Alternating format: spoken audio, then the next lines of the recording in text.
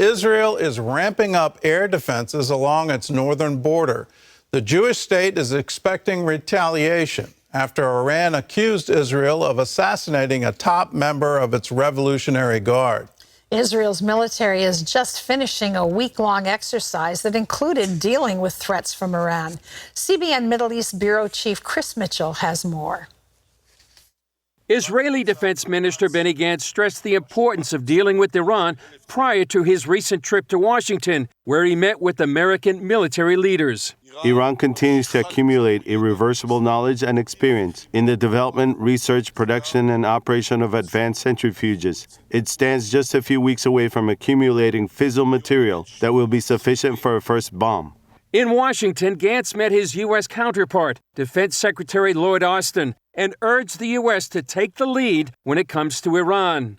According to a statement from his office, Gantz told Austin, "We must act decisively against Iran's mounting regional aggression in a variety of ways. This includes strengthening a practical coalition under U.S. leadership together with regional partners." This was all happening as Israel was planning a large-scale military drill, practicing a potential attack on Iranian nuclear facilities, according to Israeli media reports at the time. According to those reports, the exercise was to take place as part of the ongoing Chariots of Fire military drill. The incoming U.S. military commander in the region was also in Israel discussing the Iranian nuclear threat with Israeli military chiefs. Part of the Iran exercise reportedly included a retaliation scenario involving Iran and allies like Hezbollah, Hamas, and Palestinian Islamic Jihad. Chariots of Fire is currently in its fourth week, with Israeli military units conducting a first-of-its-kind exercise in Cyprus. According to an IDF statement, the goal is to improve the readiness and ability of the IDF to carry out missions deep within enemy territory. Middle East expert Eli Konim says after more than a year of negotiating an updated Iranian nuclear deal, it's time to consider military action against what she calls an axis of evil that includes China and Russia. It's really time for the Biden administration to put this option back on the table and show this access that the United States will go to the military option if necessary. And we're going to continue to defend our own national security interests as well as our allies in the region. Meanwhile, as sanctions continue to squeeze Iran, Kohanim says recent protests there go beyond economic woes. They very quickly turned political, with people in the streets of Iran at the threat of their own lives chanting "Death to Khamenei." Kohanim says Iranians want their government to be concerned with the welfare of its own citizens instead of trying to rule others. Gordon? So let's talk about those protests in Iran first. That it seems like the government is not responding. In previous protests, the famous Green Revolution, they actually unleashed snipers against the crowds. Are we expecting another crackdown, or could this really lead to a change in the government in Iran? Well, you know, I had a talk with a couple of Iranian former expats, and I asked them that same question. Will this lead to a regime change? They said yes. But as you said, you know, this has happened several times in the last few years, and all the way back to 2009 to the Green Revolution. It remains to be seen if it's going to be enough to overthrow the regime. But you can tell throughout the country, Gordon, there's just this deep-seated resentment towards the regime. They're talking actually in some of their chants, you know, their enemy is not America, but their enemy is the regime, because the regime is spending billions of dollars in these nefarious activities all throughout the region, and they want the money to be spent on Iran and not on the Iran's revolution exported all over the region. Well, that would be a significant development, to say the least, for peace in the Middle East. Let's turn back to Israeli Prime Minister Naftali Bennett.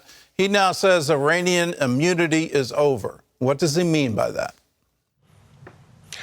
Well, he means, Gordon, is that for decades, Iran has used proxies to attack Israel and Israelis, but it itself has enjoyed an immunity. Proxies like Hezbollah, Hamas, they get blamed, but Iran really is the mastermind, sometimes the funder behind many of those attacks. You know, it's been said Iranians, they'll fight to the last Palestinian. They'll fight to the last Syrian or Iraqi or the Yemenite or the Houthis. So what Bennett is trying to say, Gordon, is that those days are over. Iran will not go unpunished for instigating attacks. And you talked about that assassination. That's one example in Tehran, that assassination of an Iranian who Israel believes has been plotting attacks for Israelis around the world. And while Israel won't comment publicly, it's expected it was carried out by the Mossad. And right now, you know, that's part of the war between wars, the shadow war between Israel and Iran that's been going on for decades. Well, Israel is also warning about the amount of enriched uranium Iran has produced, and it could lead to a nuclear weapon within weeks. So what does the United Nations Atomic Agency say? Well, the International Atomic Energy Agency is saying there's 15 times more enriched uranium than was allowed in the 2015 nuclear deal. That's about 8,000 pounds of enriched uranium. Some of that is enriched to 60%, just one step away from military grade 90% uranium. Now that Benny Gantz said it could be in a couple of weeks they could have that kind of enriched military-grade uranium, but then you certainly need other things to make a nuclear device. They're also saying that many nuclear residue has been found in other sites other than what the Iran has allowed, and so it all leads up to really a crossroads of what's going to happen with Iran's nuclear program and what Israel may do about it. Well, Chris, you're our watchman on the wall. How would you encourage us to pray both for Israel and for what's currently happening inside Iran?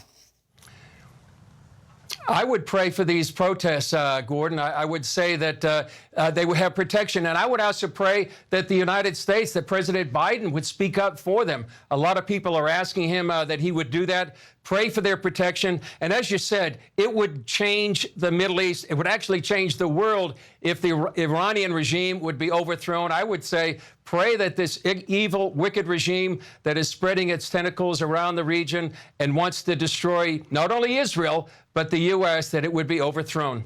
That would be a great prayer, and that would be a great development. Just imagine Hamas not having the money to wage attacks anymore, Hezbollah out of funds, the Houthis, the proxy wars in Yemen, the drone strikes against Saudi Arabia. Imagine all of that disappearing. That would be a great Middle East.